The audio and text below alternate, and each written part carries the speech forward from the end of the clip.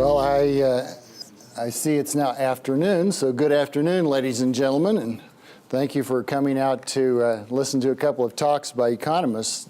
Hardly anything is more boring, I think, than economist talks, but maybe you are actually students majoring in economics or studying a lot of economics, and so you have a high tolerance for this kind of boredom.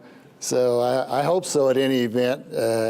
I don't remember ever winning any prizes as a public speaker, so I can't claim to be above average for economists in this department. But what I have done is spent a lot of my career studying issues that have some bearing on the troubles that we've got into in the past 4 years in this country. And in fact, most of my research has been about economic history. So when things started to go south, pretty obviously in 2008 in the summer, and you could see panic almost palpably growing. If you watched any financial programs on television, the normally hysterical announcers and talking heads were becoming even more hysterical and screaming and shouting about how everything was totally going to hell. I began to wonder when my colleagues in economics who really know about these things were going to start to comment, because it seemed to me that a lot of nonsense was being said. And they weren't. You know, I didn't see that the people I thought were authoritative on this matter were coming forward to try to clarify it, and particularly coming forward to allay some of this visible panic. And that was important. It should have been done, because if it had been done, the reactions would have been different. If the reactions had been different, we would probably be better off today. It's almost always a bad deal to react in fear and panic to anything. People don't think straight. They don't think wisely. They don't consider the various aspects of a problem. When they're scared to death and they're convinced they have to do something now, that's the worst possible decision-making setup. And that was precisely the one in which the government began to react to this situation, particularly in September and October 2008, and to some extent for a number of months afterward, or even years afterward. So this has been a kind of case study in bad policymaking, driven in large part by fear and unwise, hasty decision-making. I kept waiting for the experts to say what needed to be said, and when I didn't see that they were doing it, I started writing about this matter, and now I've been diverted from my normal work for about 4 years because of all the attention that I've given to the current recession and problems related to it. So that's what I'm going to talk to you about briefly today. You'll see that the slides I'm giving were created originally for a talk that made explicit comparisons between the Great Depression of the 1930s and the past 4 years. And the reason I've done that is that a lot of people have been interested in that. There have been many, many allusions, references to what happened in the Great Depression and what was done correctly that we should do again, or what was done wrong that time, which we should not do this time. And so it is a natural thing for people to make reference to, but sometimes these comparisons are not actually helpful. They're misleading, and so I've tried to avoid that, because the Depression is something I actually had some authority to speak about when these events began to happen. I'll just fly briefly through some of the similarities here in these two busts, if you like. Both of them were preceded by similar kinds of lead-up events, particularly monetary ease. The Federal Reserve was operating, it was created in 1913, but World War I came along immediately, and it basically exercised its powers during the war to assist the Treasury of the United States in financing the war effort. And so it wasn't until after World War I that the Fed began to operate in any sense for the reasons for which it had been created. And so we began to see how it was going to work, how it was going to use its powers. And one of the things it did was try to help the British when they were trying to resume the backing of the pound sterling with gold and go back to the gold standard, which they did in 1925 at a wrong exchange rate, because they went back to the pre-war exchange rate when the actual value of the pound was no longer that great. And so that caused problems for them, but at all events, the people who ran the Fed, particularly the leading figure at that time, who was a man named Benjamin Strong, who was the head of the New York Federal Reserve Bank. In those days, the individual banks were much more important than the system. And the New York Bank has always been the most important of all the regional Feds. Benjamin Strong was very close to the governor of the Bank of England, and so they agreed about how the United States could help the British get back to the gold standard at the old pre-war rate of exchange. And one of the things that involved was making money easy in the United States so that interest rates would be lower here, so there would be less incentive for the British to move money from Britain and invest it in the U.S. Okay? That was the connection. Well, they did that, and no doubt that did help the British a little bit in making their transition, even though they made it badly. But it had other effects. You see, when you do one, you can never do just one thing in economic policy. When you try to change some variable in the economy in order to achieve objective A, it turns out that you've had an effect on B, C, and D. Okay? And so what happened here was that in trying to make interest rates lower in the United States as an aid to the British resumption of convertibility, we made interest rates lower than they would have been without this Fed action, and that created an incentive, as Professor Horwitz was explaining, for people to undertake more long-term investment projects than they otherwise would have undertaken. If you just do your basic calculations of present values, you can prove this to yourself with a calculator in a few minutes of effort, that long-term investments, present values, are much more sensitive to changes in the rate of interest than short-term investments, present values are. Okay? So if you go from using a rate of discount to create your present values, change it by 0.5%, that'll have a much bigger proportional effect on the present value of a long-term stream of income than on a short-term stream of income. That's why the Austrian analysis works. You don't have to believe anything about Austrian economics to believe this. This is just arithmetic. So at all events, the monetary policy was easy. It stimulated a construction boom in housing. Real estate boom both in residences and in commercial building. There was an office building boom. There was a big boom in building in Florida, particularly with the development of coastal areas that people were now able to buy and use as getaway homes because the automobile had come into widespread use recently in the United States. And so a lot of things contributed to this real estate boom, but monetary ease was one of the important conditions behind it. And whenever you have easy money and real estate and related booms, there's always financial gimmicks. And in that case, you had something called real estate bonds, which were cooked up. And that meant that real estate developers would borrow money, and the security, what was the security for the bonds they sold? It was the real estate they were developing. They didn't really have any collateral they put up. You know, normally when you get a loan, you have to have collateral in case you don't keep your promise. The lender's got some asset to seize instead of getting your promised payments. In this case, they didn't really have any separate collateral. All they had was their dream that this development was going to turn out to be worth something. And a lot of them went bust in 1926-7.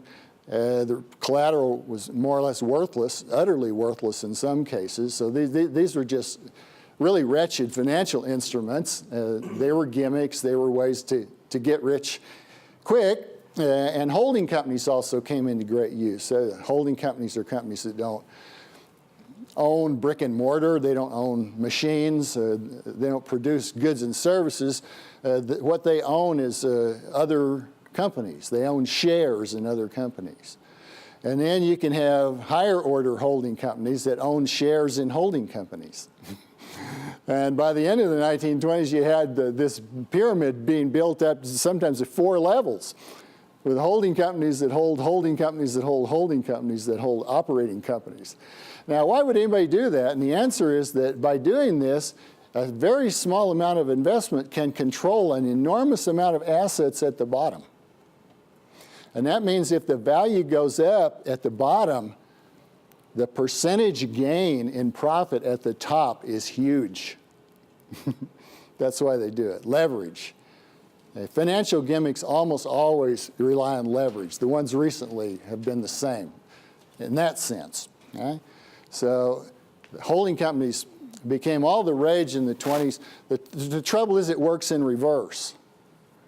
If the companies at the bottom start losing profitability, then their shares become less valuable, so the company that holds their shares becomes less valuable, and it works its way up. And a very small change in the value of the lower level operating companies turns out to be enough to wipe out all the value of the capital invested at the top. So when the bust came in 1929, the stock market, not only did all stocks fall in value tremendously, by 1932 they'd fallen about 80% on average. But if you look at holding companies, almost all the holding companies became worth 0 because their leverage worked against them and wiped them out. In our recent events here, we had the easy money that Professor Horwitz illustrated, with showing you the real interest rate becoming negative for 3.5 years. Real estate boom, construction boom, and you know, real estate is a big sector of the economy, and a lot of things are connected with it. A lot of kinds of finances, you know, there are all these brokerages and real estate agents, and then when housing is built new, you got all these people that supply appliances and what have you that go, furniture that go into the houses. So historically in the U.S. economy, real estate booms have been big drivers of the whole cyclical movement of the economy. And that's still the case recently. Of course, we had all this mortgage-related securities and something called credit default swaps, which were basically ways of ensuring that people that promised to pay on bonds they sold, some kind of bonds, if they didn't repay, you would get your money from the insurer. They weren't called insurance, though, because the whole idea of creating them was to avoid all the regulations on the insurance industry. So they created this gimmicky way of buying and selling assets which amounted to insurance, but which was not called insurance.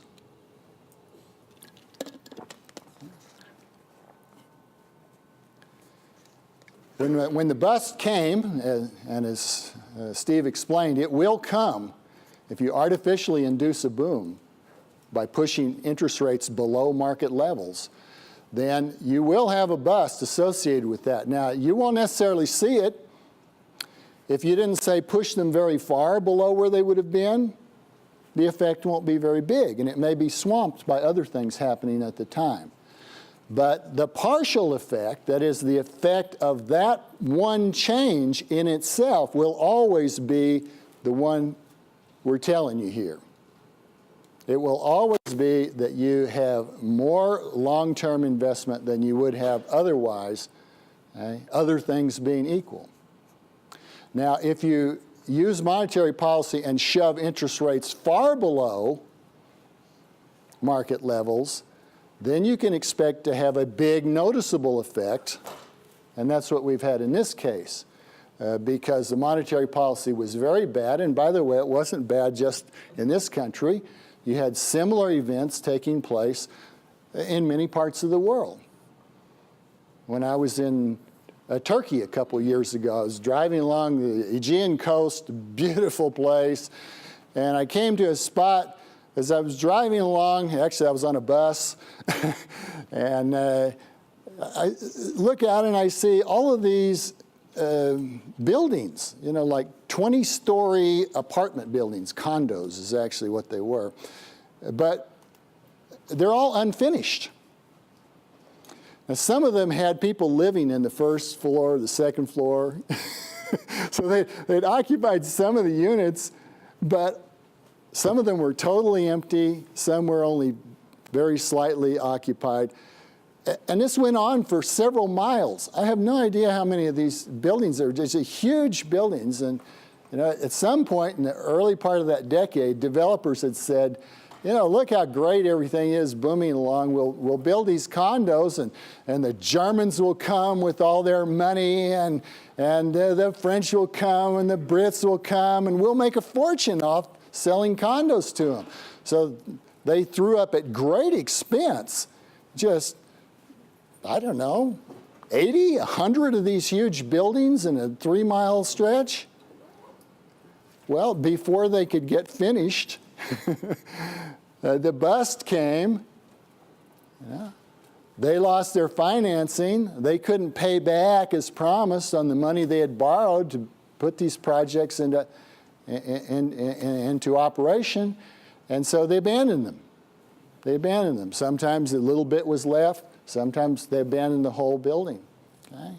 So this was, to me, like a living graveyard of Austrian economics displayed before my eyes here to show exactly how the boom-bust cycle works, and particularly with regard to real estate. So we had crashes, panics in both cases. In September 2008, we had full-fledged hysteria. In October 29, we had full-fledged hysteria. And then we had, in both cases, some rebound. Okay? The thing is that everybody knows there was a great stock market crash in 1929, but a lot of people don't realize that it only lasted for a couple of months, and then it stopped. And stock prices started going back up again. In fact, they went up for about 6 or 7 months. And that's what later came to be known as the suckers rally. Because a lot of people decided, oh, well, this trouble is over. That's what all the experts were telling them. Not just President Hoover. He was saying, we're fundamentally sound. But Irving Fisher, the greatest American economist of all time, a man who would put his own money where his mouth was, he'd become a millionaire as an entrepreneur, an investor. So he wasn't just a great economist. He actually went out there and proved that he knew what he was talking about. Well, Irving said, everything is fine. It's going to be okay. Don't worry. Don't panic. Get your money back in the market. It's going to come back. And a bunch of people did, and then, of course, they got wiped out, as I say. Eventually, it ended up 80% or more lower than it had been at the peak in 1929. So they had been suckers, and if it makes you feel any better, Irving Fisher went broke. It was kind of a tragic story in some ways. But we've had a kind of suckers rally here, or it may not be. We don't know yet. Okay? One thing about economists is that no matter what they tell you, they're not prophets. They don't really know the future. If economists know anything, it's propositions of the form, if A, then B, given C. Okay? But we can't guarantee that C is going to happen. Okay? C are all the conditions in which, if A, then B. All science is like that. It's the same in physics. You do an experiment, you say there's a relationship between temperature and pressure in a closed vessel. Given other conditions unchanging. Okay? Volume, you got to hold the volume constant. If you don't hold the volume of the vessel constant, then you won't have this relationship. Okay? So same here. In this case, we had the real output of the economy fall about 30% by the time it stopped falling in the early part of 1933. So this thing lasted almost 4 years, not constantly falling, but each little rebound was slight, and it would fall further, and it made its way down very, very far, creating all kinds of havoc along the way, including the 10,000 banks failing that Steve mentioned. Okay? Recently, we've had a decline in real output of about 5% during the period when real output was declining from basically the beginning of 2008 to the second quarter of 2009. And then after that, we've had some improvement, but not very rapid improvement. And the improvement in the labor market has been much less, much slower. Real output got back where it had been before a year or more ago, but there's still about 5 million people less in private employment today than there were in 2007. So of the 8 million people who lost jobs in private employment during the decline, only 3/8 of that loss has been recouped. So there's a long way to go, and I agree with what Steve said, that this is not a recession that's over in any way you'd want to write home about. Okay. This illustrates the decline in real GDP during the early 30s. It's in logs, so you can't read the amounts off of that, but you can see that it took more than a decade to get back to where it had been before, and when it did get back to where it had been before, it was still far below its trend line. Here's the growth trend of the economy over the long haul for this period, and you can see that even in 1941 here, when we've got back up to where we were, we're not back to where the economy would have been if it had grown along its trend growth. So the recovery was not complete at the time the war economy came along. And most economists will then say the war got the economy out of depression. And what they're thinking about is how the line shoots up. In fact, it shoots above the growth trend, which is kind of bizarre when you think about it, because the growth trend is supposed to represent the economy's production potential being fully realized. Well, how can you produce more than your potential? Well, the short answer is you can't, and that's an illusion. It's a statistical illusion for all kinds of reasons I won't talk about today, but if you're interested, my book, Depression, War, and Cold War, explains in excruciating detail what was going on there. Okay, it's a statistical artifact, but at all events, it wasn't until after the war that things really recovered in a true sense. Okay? It's not much of a recovery. You can't eat hand grenades. So if you're producing a lot of those, yeah, you can still be depressed in all the usual ways. And that's what happened during the war. Okay? Here's our recent experience. You can see the kind of plateau reached in late 2007, early 2008. Then the steep decline in the third quarter of 2008 especially, and then it bottoms out in the second quarter of 2009, starts coming back, and is pretty much back to where it was before. I actually have the numbers here in constant 2005 dollars, so you can read straight off of that where we are.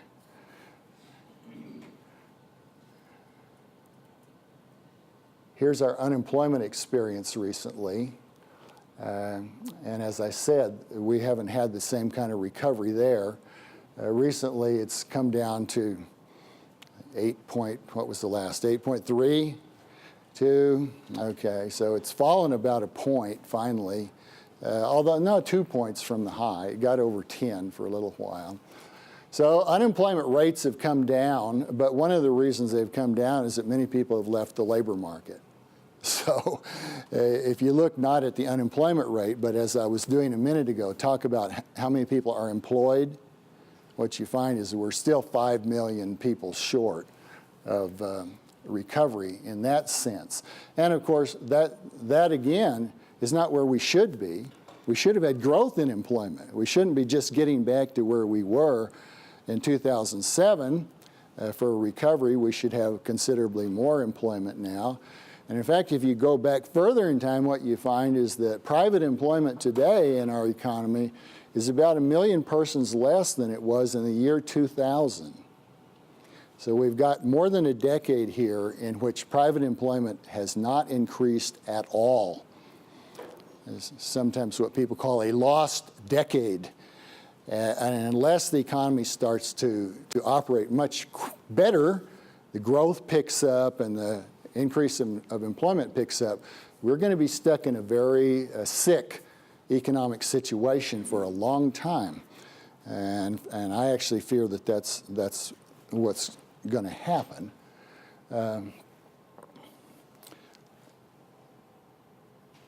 Here you see the employment situation. When you look at the hours worked data, you see amount of work being done falling during the bust and then getting kind of stuck with a lot of variations at a much lower level.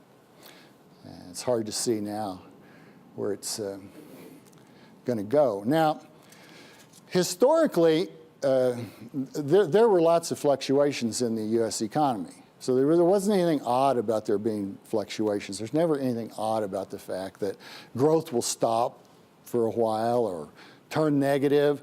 That's happened many, many times in the past. But these fluctuations rarely are long-lived or severe. Okay? So historically, what tended to be the case is the American economy fluctuated. It did that for a lot of reasons. Some of them may be intrinsic to the way the economy was developing, but certainly many of them we can trace to government policies of various kinds, especially policies involving money and banking, which distorted credit conditions and interest rates and caused the kind of problems that Professor Horwitz described. Okay? We can track those way back into the past, almost 200 years ago. We can identify those kinds of events in the economy. So these things would happen, but in the past, even though the government was monkeying with money and credit conditions in various ways, we didn't have a central bank, really. We had something that was sort of a proto-central bank for a little while, the first Bank of the United States between 1791 and 1811, and then it was allowed to expire, and then it was recreated in 1816 for another 20-year period, and then it was allowed to expire because of the hostility of the Jacksonians to this bank, which they viewed as the work of the devil, and the plutocrats, who were pretty much the same thing for them. Okay? So they killed the second Bank of the United States, and after that we didn't have a central bank until the Fed was created in 1913. So in the 19th century, these ebbs and flows were not subject to a central bank action normally, and they also were not subject to any kind of attempt on the part of the government through the Treasury to act in ways that the government has been trying to act since 1929 in this country. If you look, for example, at the Depression of 1920-21, what you see there is that there were people calling for the government to intervene to help out particularly farmers and unemployed workers and various others, including always the bankers. You know, whenever they start to fail, they always look to the state to save them. And President Harding was an old school guy. He said, this isn't the government's place. You know, he said, if we try to help you all, we'll make matters worse. So the best thing we can do is just let things sort themselves out. So basically the Treasury did nothing to reverse the decline. It was a pretty substantial decline in real GDP. Very brief. It only declined for a year or so. It immediately recovered And within another year and a half or so, it had completely gone. Harding was exactly right. By doing nothing, he had allowed the adjustments to be made. People had rearranged their bad investments. They had written off things. They had had bankruptcies. They had rearranged their affairs, and they had gone back to work. And so by 1923, the unemployment rate's down, I think at that point it was down around 3%. And normally after that in the 20s, it stayed in that range, 3, 4, 5%, never more than that. That was kind of historically viewed as a normal kind of unemployment rate. So there we were, but unfortunately people were learning, economists were learning, they thought, about how the economy could be controlled for everybody's betterment. And one of the people who really believed in this kind of action was Herbert Hoover. You may have heard Hoover portrayed as some kind of a dinosaur, you know, like a reactionary, a man who at best fiddled while Rome burned. It's all false. It's just total crap. It's the product of historians who loved Roosevelt, and in order to make him look great, had to make Hoover look wrong. So when Hoover did the very kinds of things that were done during the New Deal, it was ignored or minimized. And Hoover was held up as a guy who refused to take the actions that needed to be done when the Depression began. But Hoover, in fact, did far more than any president had ever done before to counteract that decline. And that was a problem. Okay? Because what happens is that when the government engages itself in counter-cyclical activity during a bust, its actions all have one thing in common, which is that they either slow down or completely eliminate the kinds of readjustments that are necessary to get back to a healthy economy. Okay? If you've invested in 1,000 condos on the coast of Turkey, the answer to your problem is not rebuild another 1,000 condos on the coast of Turkey. That was a mistake. If some bank comes along and gives you a bundle of money to go back and rebuild the condos, they're just pouring good money after bad. Okay? If your business has made the wrong kinds of investments, your bank has made the wrong kind of loans, it's made mistakes because it was suckered in by green lights policymakers put up, it won't do any good to keep the lights turned on green. The effect of that is to keep people crashing into bad investments, which Austrians call malinvestments. Okay? So what happens when the government intervenes? It happened in the New Deal. That's why the recovery was never complete for the first time in history. After a long, long period, and it's what has happened in this episode as well recently, that we've had a tremendous amount of government response. Government has ridden to the rescue. But when government rides to the rescue, it's going to ride in and do what politicians find best. And what they find best is to help out incumbents. Okay? People who are in trouble, they can help, make them beholden for that help, get their campaign contributions, get their cash in a plain brown wrapper, you know, get whatever it is that politicians are trading with other people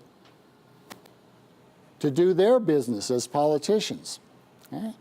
Their business is not really to make the economy work because they have no idea how to do that. They know how to do one thing, how to get elected to office and then appoint people that will be friendly to the people who help them get elected to office. So if you look to these guys to be scientific managers of the business cycle, you're looking at absolutely the wrong place. But that's where people have looked because that became the orthodoxy from the 1930s onward, that the government could and should Act all the time. It was written into law in 1946 in the Employment Act. It could and should all the time use its powers to maintain maximum employment, production, and purchasing power. So I don't have time to recite everything that was done during the Roosevelt administration, but it had every part of the economy was affected in a major way. Wage interferences, big increases in tariffs in 1930, creation of the Reconstruction Finance Corporation, which was this gigantic government agency to bail out banks, insurance companies, and railroads.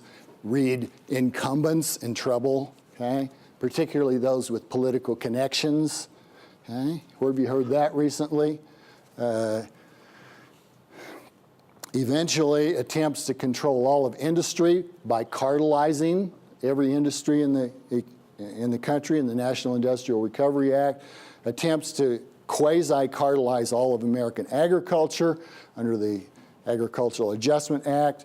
And it just goes on and on and on. There are hundreds of measures taken under Roosevelt and, as I said, under Hoover before that amounted to interferences in the price system. Interferences in that system which people rely on to signal them where they can serve their interests best. Okay? Prices go up. That tells people that sell that thing, try to sell more, make more available. Prices go down. That tells people try to sell less. And it works on the other side for demanders. Prices go up, don't try to get so much. Prices go down, okay, now you can afford some more. Okay? So these signals are being established in a free market by people's voluntarily revealing their valuations by their actions in buying and selling at different terms. They need that information. That's how they tell the truth in a way that will contribute to something that is readable by all the actors in the economy, the price. Okay? We can't know about what's happening in a million different places in the economy, but we can know what the price of something is and whether it's higher than it was yesterday or lower than it was yesterday. And from that price information, we can make decisions that allow us to succeed. But if we're reacting to prices that don't tell the truth because they're not based on people's actual valuations, but based on various interferences in the price system by politicians, then we just get chaos. It's kind of a miracle things go as well as they do in the face of all this. Lately, we had immediately this push to bail people out in the TARP program. TARP, you know, you'll remember Troubled Asset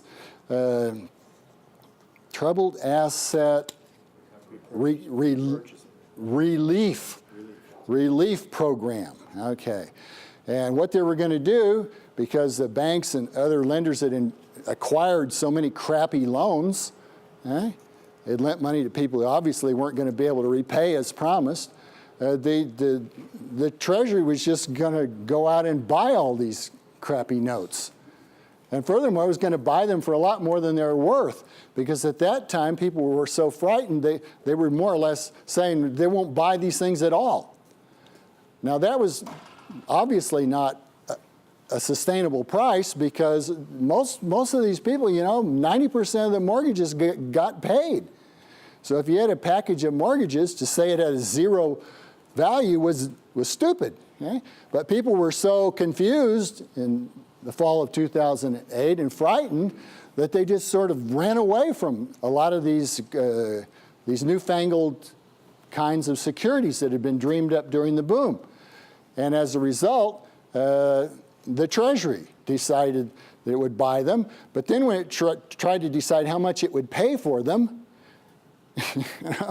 and it was clear they were going to have to be paying much more than their current market value, which verged on zero sometimes, to be helpful to the holders. They said, no, we won't do that at all. Forget buying crappy securities. We will just invest in all these banks. We'll buy preferred shares. Yeah, we'll become part owners of these things. And that'll help them out. That'll give them capital they don't have. Yeah. So that's what they did instead through the TARP program. And if you didn't want to be involved and you were a big bank, they made you be involved. The Secretary of the Treasury called you in and browbeat you and said, you damn sure better get involved in this or you'll wish you had. Okay? Well, that's a situation like, an offer a banker cannot refuse when the Secretary of the Treasury issues that kind of a threat against him. So they went along. And then at the same time the Treasury was running the TARP program, the Fed leapt in with all 4 feet and started buying every kind of asset imaginable. Before, the Fed portfolio had been virtually entirely one kind of asset. It had been U.S. government bonds, period. That was the asset they owned. And they conducted monetary policy by buying and selling these bonds in the open market and thereby affecting interest rates. Okay? So, but now what they've done is that they've bought everything. They've bought, every kind of mortgage-backed security that had been dreamed up. They bought over $1 trillion from Fannie and Freddie. Fannie and Freddie by 2008 owned more than half of all the residential mortgages outstanding in the United States. And since the ones that had come into existence in recent years were so often bad loans to people who never had any chance to repay, a lot of them had much reduced value, or no value in some cases. So the Fed says, we don't care, we'll buy them, pay you top dollar. Here, take this money. So the banks, they greatly preferred taking face value deposits at the Fed to holding these securities that were sure going to be losers for them. So they made this swap, basically, and the Fed became, in effect, a big investor in crappy securities. Still is, still holding these things. Now, originally, they thought the plan would be, as they matured, they would work down. The volume they held would fall. But, things weren't going well enough, so they didn't want to let that happen. So they didn't. And not only that, but the government and the Fed have continued to prop up lenders whose business is to turn on green lights in the traffic system to make it look as if banks and other institutions are solvent when they're actually bankrupt. And if they valued their assets correctly, we would see that they're bankrupt. They would have to go out of business. Okay? Or just to help people out, to keep the demand for housing up enough that at least some of the real estate dealers and furniture manufacturers and other people who have a stake in this are kept going to some extent. There's been a huge fall, of course. So they haven't been able to prevent what's happened, but they've certainly slowed it down and kept it from being as complete as it should have been if the economy were going to restructure itself and get back into a healthy situation. Okay? Nobody likes to go bankrupt, but you need to remember when a business goes bankrupt, it doesn't evaporate. It doesn't just disappear from the face of the earth. Any assets it has that have value are they're sold off to new owners. Somebody acquires these assets that have value, and then if they're worth operating in some way, they're still operated. So when General Motors finally did go bankrupt, although it did so with all kinds of special dispensations and assistance from the Treasury and basically closing the eyes to existing bankruptcy law, when GM went bankrupt, all its factories didn't disappear. There they sat, full of machinery. So somebody, whether it was GM, which it turned out to be, but if GM had gone out of existence, somebody would have bought those turret lathes and all that steel that was in the GM warehouses and so forth. And they would have put it to use in ways that promised to yield profits for them. But all of these interventions got in the way of that kind of economically rational and sensible reallocation of resources in the economy which had been badly misdirected as a result of policies of the government during the boom. Okay? We had this liquidity explosion that Steve illustrated, where the Fed's balance sheet doubled and then tripled again. We had the stimulus bills. We've had loans and guarantees of every imaginable sort. We've had these government takeovers of AIG, gigantic insurance company that was heavily involved in these credit default swaps. That's why they took it over, because if it went belly up, then some banks that are very cozy with the Treasury and the government in general were going to have big trouble. So they had to be helped. And you can just track this through. If you look at who got help and who didn't get help, it's almost entirely a political measure. Okay? If you look at these stimulus spending bills, for example, just like then, where's the money being spent for stimulus? It's not just being equally spread across everybody. It's not like your check you want people to all receive in equal amounts. Not at all. It's being put to firms and sectors where the decision makers expect to get political reward for what they're doing. You know, the Obama administration knows that there's no point helping certain people. They're never going to get their vote. And the Bush administration understood the same thing. There's no point helping certain people particularly because they're never going to get their vote. And that's how decisions are made in politics. So that's how they've been made for the past 4 years, of course. And it's always represented in a very disinterested way. But, you know, you'd be nuts to, you know, invite a viper to live in your home saying, you know, the viper says that he's going to be really nice. Vipers will be vipers, you know, you'll end up getting killed when they strike. If you believe politicians when they come forward and tell you, we're just trying to help out, you're the kind of person that would invite a viper into your home. They're going to be politicians. That's what they do. That's what they are. That's the only thing they know how to do. You can't fault the viper. He's a viper. You can't fault the politician. You can only fault people who allowed politicians to have authority and discretion over important matters in your life. And if you do that, then you damn sure better watch out where you step.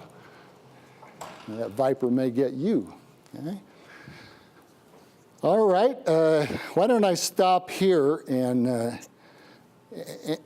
entertain your questions, and then after I take a few, we'll both take some together. So the floor is open. Yes, ma'am. So far, what I've heard is during the current crisis, what the Fed has done has not worked. Do you have any suggestion? I know someone else had asked a question. Yes. Yeah. Do you have any suggestions as to what the Fed should have done? The most important thing they should have done was never have a really bad policy between 2001 and 2006, because once they had done that, the goose was cooked. Okay. Now, given that they've done it and they can't do anything about it now, 2008 comes along and we have this debacle, and then the question is, what should they do? You know, they can't rewrite history. What should they do now? And my answer is somewhat similar to Steve's. In the 19th century, this man, Walter Bagehot, who wrote probably the most famous book on banking. And his advice to bankers was, in a crisis, the authorities should lend on good collateral at high interest rates to banks that have liquidity problems. Okay? Because everybody understood in a fractional reserve banking system, these systems are fragile. They're vulnerable. If people panic and they all go try to get their money out at once, then everybody gets in trouble. It creates a cascade effect, spillovers. Okay? So to prevent that, Bagehot said, get them through their liquidity crisis, give them enough cash, lend it to them at a high interest rate with good collateral, If they don't have collateral to put up, well, they've already proven to you they're not credit worthy.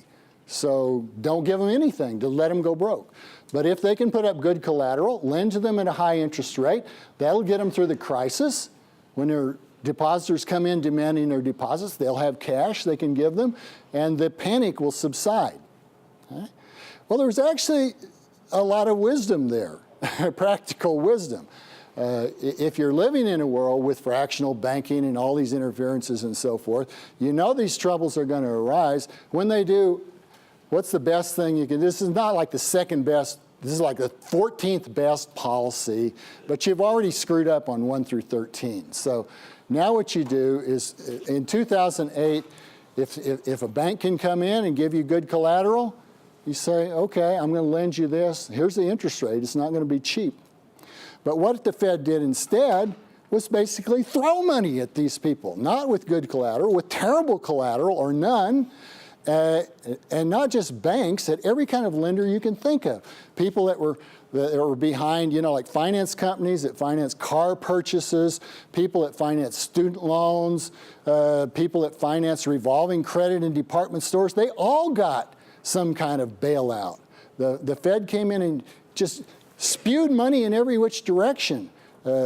Amazing. I mean, the amounts here, if you had told me this story back any time before 2007, if you said, okay, Higgs, here's what's going to happen in 2008 and 9, and I got the numbers, I would say, you're nuts. Never could happen. Never could happen. They'd never do that. That's crazy. But that's what they did. What seemed previously absolutely nutso is exactly what the Fed's policy was. They lent money right and left to one and all. They took over the commercial paper market, for example, because people were saying out in the street talking to reporters, you couldn't sell commercial paper. That wasn't true. Commercial paper continued to be sold. Yeah, you had to pay a higher interest rate. But what had happened is that in the midst of all this panic, people who just didn't want to pay 1 or 2% more for their borrowing had gone out and said, you got to help us. And they got the help they wanted. So the market operates with price changes. In situations like this, interest rates should rise. Okay? They should rise. That's what financial stringency is all about. But we've got policymaking in this country that operates on the premise that interest rates should never rise. And in fact, if they can be kept at virtually zero all the time, that is paradise on earth. So, if that's like the Austrian's nightmare, you're going to misallocate resources chronically in that kind of situation. And they've kept that situation alive now. So if I'd had my druthers, I would have said, yeah, lend to people that deserve the loans, good terms, good collateral, period. Don't do anything more. And how could that have helped unemployment? What that would have done was that it would have meant that a lot of institutions that were actually insolvent would have gone bankrupt. Their assets would have been sold off to new owners. What we have instead is a lot of institutions that are bankrupt, but they were never seen to be bankrupt. They keep operating. But if a bank knows it's bankrupt, they're not unaware. The guys at Bank of America, they're fully aware that that bank is broke. Okay? But what do when they know they're broke? They do everything they can to keep from making the situation worse by making a bad loan. So now, whereas 3 or 4 years ago, they were handing money out to anybody with a pulse, now, when I try to refinance a mortgage with them a year ago, they put me through a ringer like I've never seen in my life. The banks and other lenders are so careful now. They're all scared to death. They're all frightened because many of them know they're bankrupt. And that's why, even though the Fed put all that money into the reserves, it didn't have the effect of leading to an enormous expansion of the money stock because they just held the reserves. Before this trouble started in 2007, excess reserves in the U.S. banking system were about $2 billion. $2 billion. Banks didn't want to hold reserves that weren't earning, So they kept them down to virtually zero. So they went from $2 billion to well over $1 trillion in about a year and a half. Who could have believed they would sit on this? And the reason they're sitting on it is because of fear and because the recovery has been so poor, so incomplete, and they're still afraid. So the idea of the Bernanke and company was, flood them with reserves and they will do the things that get the economy moving. The Fed's a great believer in the kind of credit theory of vitality. If credit is moving, then all is well, which is kind of a strange theory when you think about it for long at all, but that's the way they make decisions. So in their attempt to keep credit moving, they flooded these institutions with the ability to issue credit, but they won't issue it. They just won't. And so the effect that the Fed wants to see is not there. And when Bernanke is asked about this, he quite honestly, I think, says, we just don't understand why the economy is acting the way it is. I believe him. I think he doesn't understand. More questions? Yeah, Ryan. So after a couple years of trying to keep it secret, the Fed reveals that it loaned out $7.7 trillion to all kinds of people.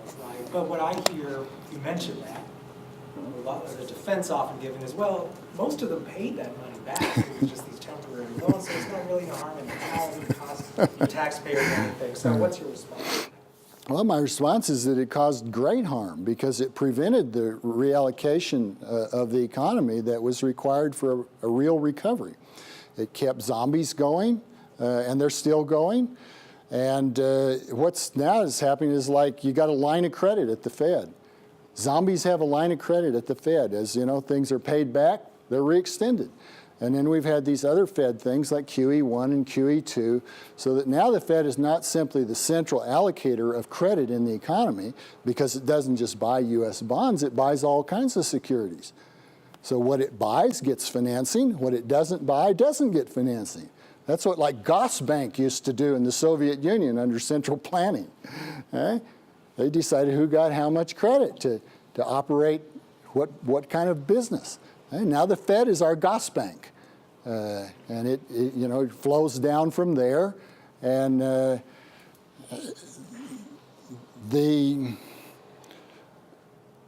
restructuring, I won't say has not happened at all, because it has happened to some extent. There aren't as many people working in the housing industry as there used to be by far.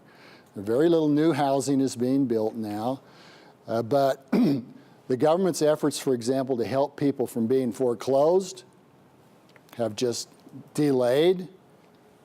Look, if you can't pay the mortgage, you can't pay the mortgage. You shouldn't have had a mortgage to begin with. You shouldn't have taken it, and the bank shouldn't have lent it to you. And the reason they did is the one Steve explained, that they didn't take any risk. I tell you, it's within 24 hours. The time I sold my signed my mortgage last January, B of A didn't take more than 24 hours to resell that thing to Freddie Mac. Because I got a notice later. They're just front men. They collect all the fees for making the loan, and that's the income they're earning now. And the same before. It was these secondary lenders propped up by the Treasury and the Greenspan put that allowed them to operate this way. But if you keep propping them up, if you keep pretending that several millions of people who are in homes they can't afford now can afford them, you're just delaying the day of reckoning. And the only way you'll prevent this from becoming a similar situation 2, 3, 4 years from now is by once again writing in and buying bad assets and propping up people who shouldn't have made these mistakes to begin with. Yes, sir. At this point, if you're the Fed, what do you do now? Because they've announced that they're going to have low interest rates until about 2014. Mm-hmm. Do you try and sell off the horrible, assets that you have, or what? If you're what, a bank? If you're the Fed, what do you do at this point? Well, the Fed is The Fed's not really sure what it's trying to do, frankly, because originally they had a kind of tentative exit strategy. Part of it was to run down these bad assets that they acquired from the banks. They've done a little bit of that, but then when things don't look good, they turn around and go back and retrace their steps. So they've sometimes run down their holdings like mortgage-backed securities, and then they've gone back and bought more from institutions that were still in trouble. So it's not clear that's going to work for them. They can't ease out of it. And then at the same time, the government has run 4 years of trillion-dollar-plus deficits in their budget. And in order to keep from driving interest rates up, the Fed has come in and basically bought a very large portion of their new issues of debt. And so now what you've got is, in effect, the Fed printing money that the federal government spends as part of its normal expenditure. This is like how you run the government of Brazil for the 19th and 20th century, or Chile back in the days when the inflation rate was 50 or 100%. It's because the government can't collect enough taxes to cover its expenditures, so the central bank comes in and lends it money. But there's no loan there, it's lending to itself. The Fed is the government. There's all this institutional complication laid on top of it, but the Fed and the government are basically two arms of the same institution. So the government is pretending to get the money to spend by borrowing from the Fed, but that's borrowing from your left pocket to put it in your right. Is Obama's plan to force banks to reconcile their loans, is that part of saving the Federal Reserve, being to have all those assets, anything that they can recoup financially to buffer the blow? Well, supposedly the Dodd-Frank Act had among its purposes the purpose of getting the government out of being in the position it found itself in 2008, okay?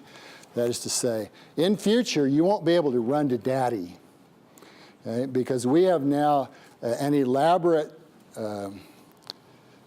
procedure by which we can resolve an insolvent bank. And next time, if you get yourself into bankruptcy, we'll trigger this procedure and we'll walk you through a bankruptcy according to these rules, okay? So we're not going to bail out the world again like we did before. The trouble is, it's all pie in the sky. There is nothing in the new law that requires them to use that procedure. And if not just banks, but any other kind of lenders get themselves in terrible situation, of course they're going to demand bailouts. I mean, I guess if I were one of them, I'd do the same. People are drowning; they grab any straw they can grab. So they've been taught that this is a straw that's going to constantly be made available to them, and this was seen all along. There's a man named Prosser who's head of the Philadelphia Fed, and what Prosser said back in late 2009 says, this crisis, whether it's because of the Fed or the Treasury or Congress, has created a lot of new moral hazards. Once you have done this, even though it was in a severe crisis, the temptation will be for people to figure that in the next crisis, you'll do it again. And of course that'll be the temptation. And they will act on that temptation. They're acting on it now. They're now issuing bad loans to people for mortgages, people that, you and I could walk in and look at those people's financial data and say, that's a crazy loan. These people can't repay this. They don't have assets, they don't have reliable employment, they don't have enough income, blah, blah, blah. See, it wasn't too long ago in the past that if you wanted a mortgage, you had to put 20% down. That was just the basic rule, 20% down. Okay?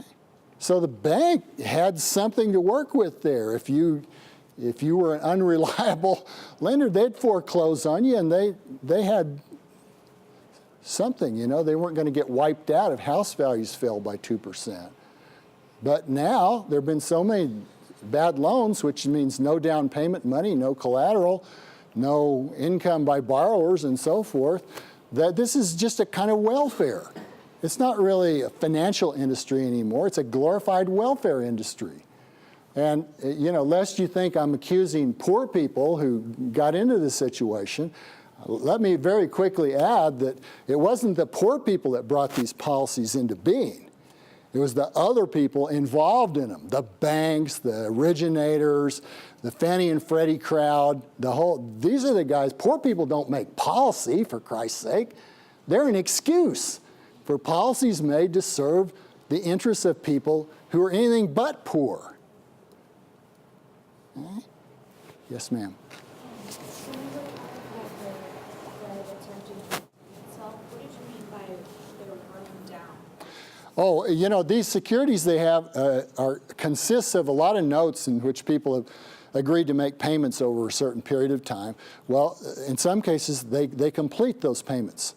And so the securities expire. They've been paid back, okay? So that's the end of it. Just like when you pay off your mortgage, that's the end of your mortgage. It's canceled at that point. So there's a very staggered stream of income associated with a lot of these mortgage-related loans. But as the money is repaid, the assets are canceled or marked down in some way to lower values. And so they could back out, the Fed could back out if it didn't buy any more. But it has bought more. Okay, maybe we should bring, where's Alex here? Maybe we should bring Steve back here so you can ask him questions too, because we'll both be available here. I would just add one quick thing to that last discussion about the Fed, which is that the problem the Fed has is it bought those mortgage-backed securities for a certain price. To the extent it can't sell them at that price, that means it leaves a net plus in bank reserves, right? So when the Fed buys mortgage-backed securities for $2 billion, it adds $2 billion in reserves. If when it goes to try to sell them off, right, to get them off the Fed's balance sheet, it can only sell it for $1 billion. There's $1 billion difference there that's still left sitting in bank reserves. So if the Fed thinks it can take out all the reserves it put in, it must believe that it can sell those mortgage-backed securities for the same price it paid. Yeah. That is highly unlikely, right? Yeah. And so whatever the result is of it trying to unwind what it did, it's likely to leave still, it can't get rid of everything it put in. And more generally, I think, you know, between the Fed and Congress and everyone else, all these moves that were made in response to a crisis have, you know, pick your metaphor, boxed us into, you know, painted ourselves into a corner, right? You know, boxed us in, whatever you want to use. There's no good option here. There's just no good option. And that's, you know, that's the scary part. Yes, sir. I had a question. How do we stay true to our creditors? And then how does it change the culture of environment, I guess? Say the first part again. How do we stay true to our creditors? How do you stay true to your creditors? As the U.S., borrowing from other countries, and then how does that affect our culture, us being younger entrepreneurs going forward in this economy here in the U.S.? Well, you know, if you're the U.S. government, is that what you're thinking about, the borrowing from abroad? You know, a very large part of the recent sale of bonds by the U.S. government has been to foreigners. Not all. And then recently, of course, the Fed, as I say, the Fed has bought it, so nobody bought it. But I think it's fairly clear at this point that the size of the government debt is, if not already, will soon be in the area where it can't possibly repay it. That is, there's no plausible scenario in which the U.S. government pays back all the lenders as it's supposed to. And so governments in that position always default in some way. Now, you can default just outright. You can say, we promised to pay you, but we're not gonna. We're broke. Okay? Governments have done that on many occasions. I don't think that's what the U.S. government will do. A much more likely default will be that they'll default through inflation. That is, the Fed will create whatever amount of money is required to get the banks finally lending it, and if that doesn't work, you know, they don't have to just do the Fed. In the Civil War, there was no Fed, so they just printed the money. Congress authorized greenbacks, with U.S. notes, they were officially called, and these pieces of paper currency you had to accept because they passed a law, the Legal Tender Act, that said you got to take them for all debts private, not all debts public. You still had to pay your tariff bill in gold to the government. But most debts had to be, you know, if somebody owed you dollars, you had to accept greenbacks. And then the government just printed these things up. They printed $450 million, which is at that time a lot of money. And they could do that again. There's nothing to stop the Congress from authorizing printing money in any way, shape, or form. They like to do it through the Fed because historically people didn't understand the Fed. It was this mysterious thing. It was this box. And so a lot of people didn't understand that the Fed, you know, was actually an arm of the government, which was in some cases financing it outright. Although in wartime it's hard to miss that that's what was going on. But you see, that's not going to fool anybody now, besides the fact that all of us appreciate more about the Fed than people used to. The Chinese, you know, who own over $1 trillion worth of the public debt, they understand everything. So what they're trying to do, they're trying to put pressure on the U.S. government to create as little inflation as possible, you know, so that their holdings of U.S. government securities don't fall in real value as a result of U.S. inflation. But ultimately, I suspect that it will be through inflation that the U.S. government will effectively default. Because if you look ahead, say, the U.S. government is only getting itself deeper and deeper in the direction of default every year. If you add $1 trillion to the debt every year, you're not fixing that problem. And that's what they're doing. Now, they keep saying, oh, well, you know, this is going to get better. Always the year after next, it's going to get better. And they've been saying that now for 4 years. And it's not getting better because the spending isn't restrained. And the debt to GDP ratio is now over 100%. Not a lot over, but over. And that used to be the place where we said of other countries, you know, you've got a big problem. So. Well, that includes the fake debt to the Social Security Trust Fund. And so, you know, if you just look at the publicly held debt, it's about 60% plus and rising pretty fast now. Yes, sir? Back to when you're talking about Turkey and the empty apartment buildings, I was Right. listening to the brief article about China and how they're doing the same thing, heavy Yes. investment infrastructure. Do you expect them to have a similar bust to what we had? They might. Yes, I think it's completely possible. You know, China has such a different setup all around.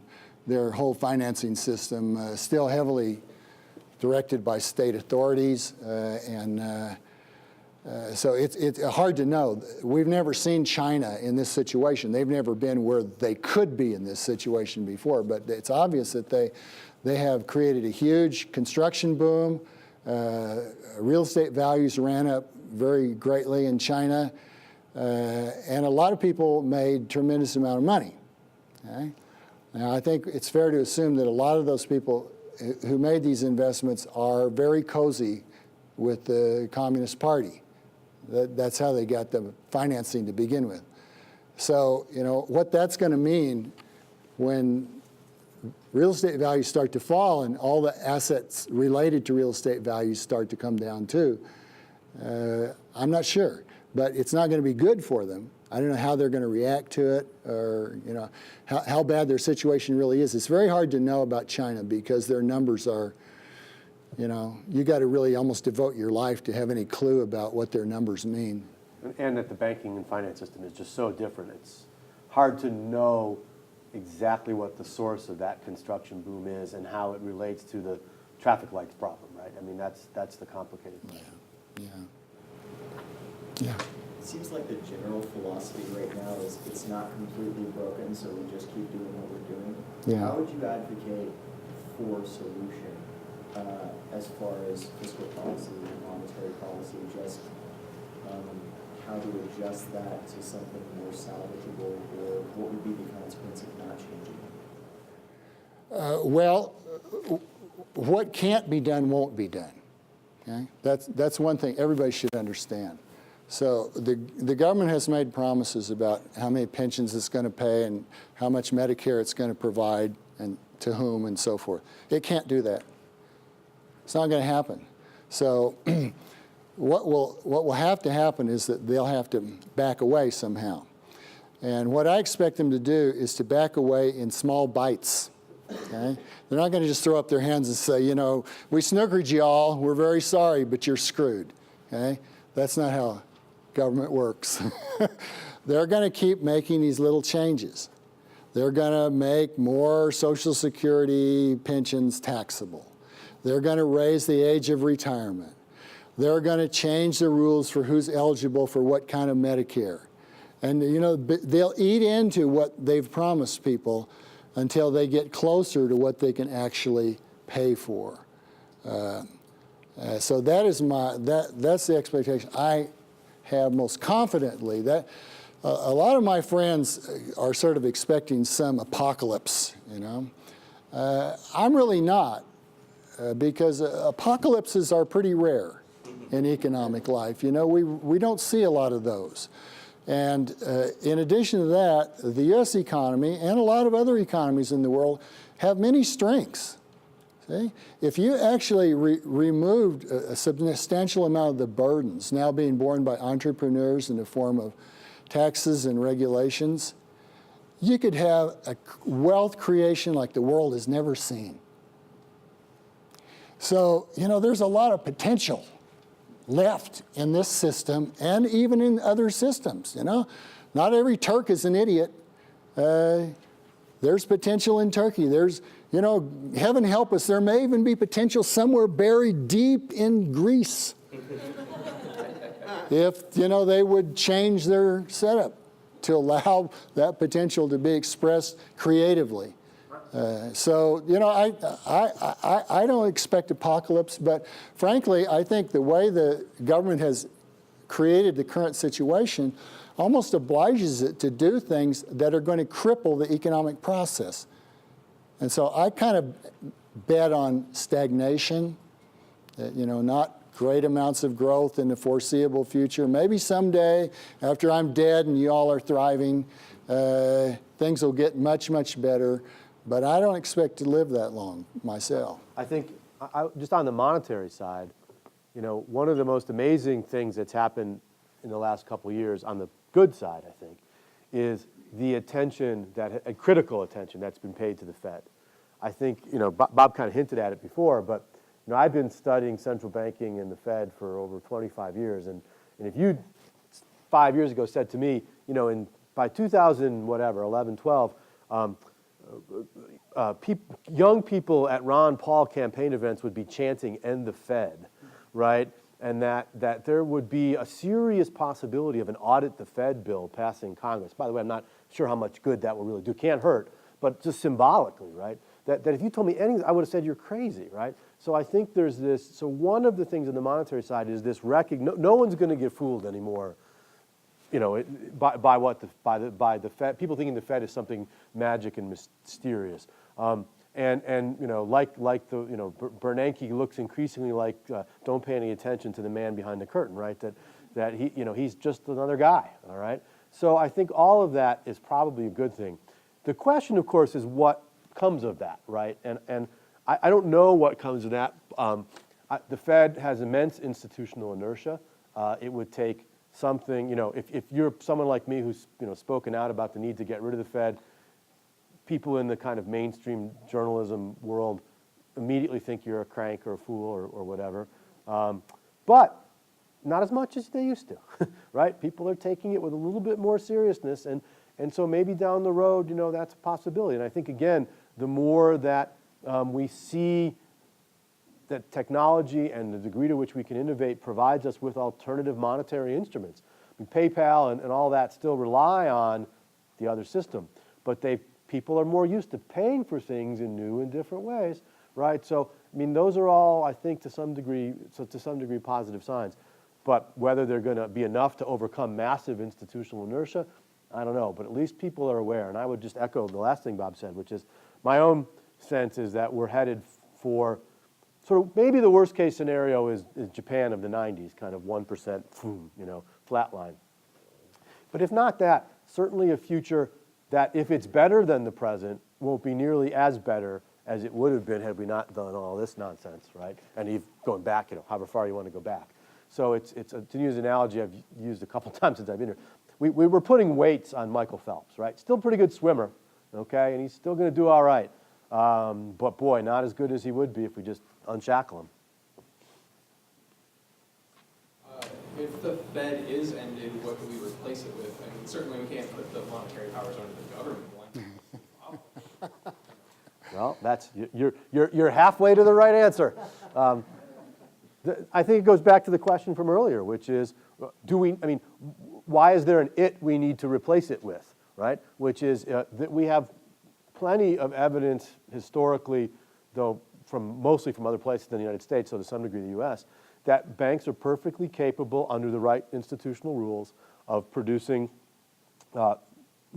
currency and checkable deposits competitively on their own, presumably redeemable in some outside asset, some commodity that people value, and that kind of system, again, if the rules are right, will not produce major fluctuations of the sort that we've seen. The other advantage of such a system is it takes away the printing press from governments. It forces them to live within their means. That is, if they want to spend money, either someone's got to voluntarily lend it to them, or they've got to raise taxes or sell off an asset to pay for it. So getting the printing press out of the hands of government is really important. How you get there is a different question, and whether you can, I think many people are still convinced that somehow the Fed keeps a lid on some horrible, terrible thing that would happen if we didn't have it. But I think history's not on their side. If you look at the history carefully, all of the things that went wrong before the Fed in the United States were not the result of sort of market failure in the sense that we usually think about it, but of bad rules and other government interventions, a couple of which we've mentioned, that made those systems dysfunctional. And places like Canada and Scotland and others that had the right kinds of rules in place just simply didn't see these problems. And competitive banking worked pretty well there.